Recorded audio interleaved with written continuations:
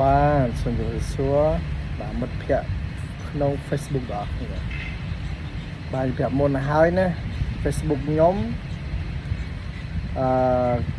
គឺអត់ចូលចិត្តអ្នក tag ទេ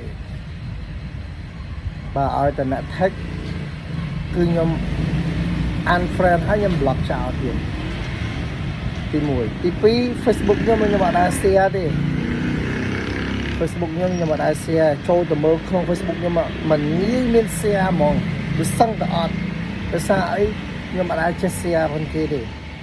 ចឹងថាចឹងខ្ញុំផុសអ្វីក៏ដោយគឺតែរូបភាពក្រុមគ្រួសារខ្ញុំទេហើយបើមានអ្នក tag មកខ្ញុំ remove tag ហើយ unfriend block ចោលទៀតអាហ្នឹងចឹងណាចឹងសម្រាប់ friend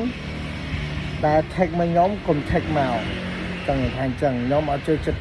គេ tag ហើយក៏អត់ចូលចិត្ត share ផងគេដែរបើ like ជួយ like គេបើឲ្យបេះដូងជួយឲ្យបេះដូងគេបើ comment គឺ comment តែបើសម្រាប់អ្នក tag និងខ្ញុំ share គេគឺខ្ញុំអត់ចូលចិត្តតែម្ដងអូខេប្រាប់មុនហើយយ៉ាត់លែងឃើញ friend ជាមួយគ្នា